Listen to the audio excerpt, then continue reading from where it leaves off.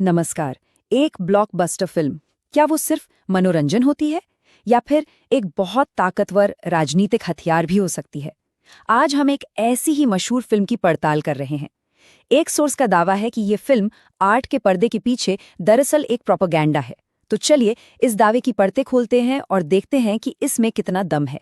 इस पूरी पड़ताल को समझने के लिए हम इसे 5 हिस्सों में देखेंगे। सबसे पहले सवाल यही उठेगा कि ये एक फिल्म है या फिर कोई पॉलिटिकल एड।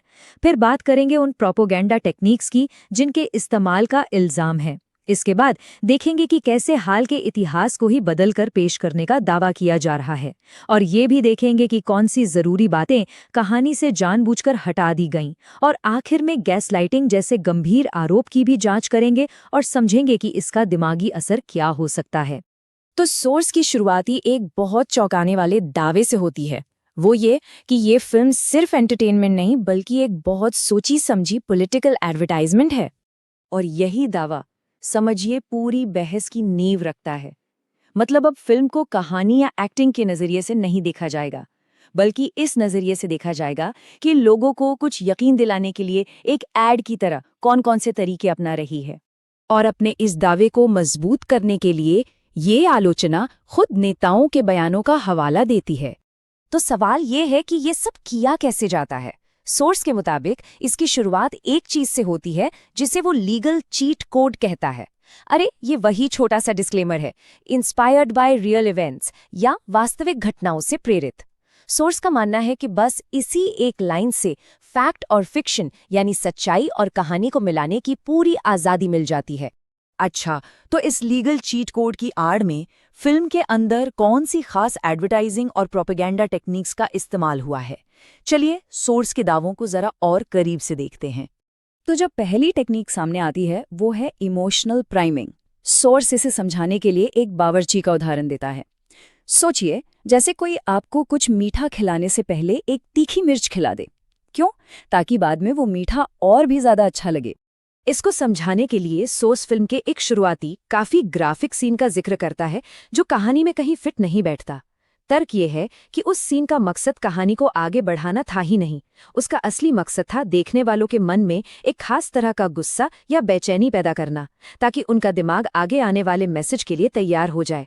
इसके बाद सोर्स एक और भी चालाक टेक्निक की तरफ इशारा करता है। सोचिए क्या हो अगर आपका दुश्मन ही आपकी तारीफ करने लगे। बस यही है वो टेक्निक, यानी विलन से हीरो की तारीफ करवाना। इस बात को समझाने के लिए सॉस एक बड़ा मजेदार उदाहरण देता है, क्योंकि देखिए जब कोई दुश्मन तारीफ करता है ना तो उस पर यकीन करना ज्यादा आसान हो जाता है और इसका दिमाग पर एक बहुत गहरा असर पड़ता है।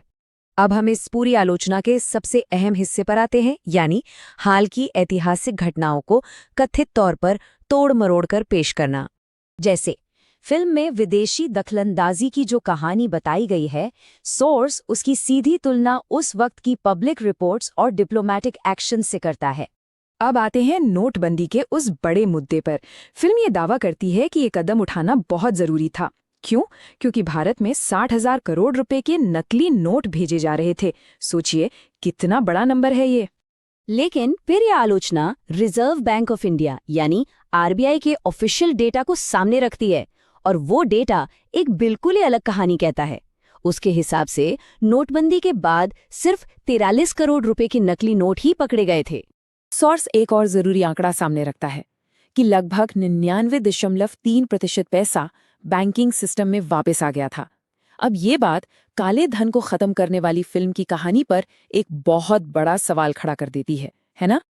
इस आलोचना के मुताबिक जो फिल्म में दिखाया गया है उतना ही जरूरी वो भी है जो नहीं दिखाया गया। सोर्स ऐसी कई बड़ी घटनाओं की लिस्ट देता है जिन्हें फिल्म से गायब कर दिया गया, जैसे कि कुछ आतंकी हमलों से पहले की इंटेलिजेंस फेलियर की खबरें या फिर नोटबंदी के दौरान लोगों को हुई परेशानियां। दावा यह है कि इन घटनाओं को इसलिए नहीं दिखाया गया क्योंकि ये नेशनल सिक्योरिटी की कामयाबी वाली कहानी को कमजोर कर देती। और आखिर में सोर्स इस बात पर आता है कि इन सारी टेक्निक्स, इन छोड़ी हुई बातों और बदली हुई कहानी का असल दुनिया में लोगों पर क्या असर डालने का इरादा था। और इस असर को समझाने के लिए वो एक साइकोलॉजिकल टर्म का इस्तेमाल करता है, गैस लाइटिंग।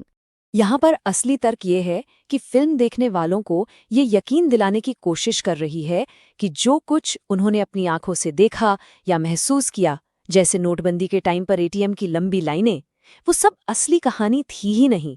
ये तो एक तरह से किसी की याददाश्त पर ही सवाल उठाने जैसा है। तो इस फिल्म को चाहे मनोरंजन माना जाए या प्रोपेगेंडा, ये पूरी पड़ताल हमें एक बहुत बड़े सवाल के सामने लाकर खड़ा कर देती है।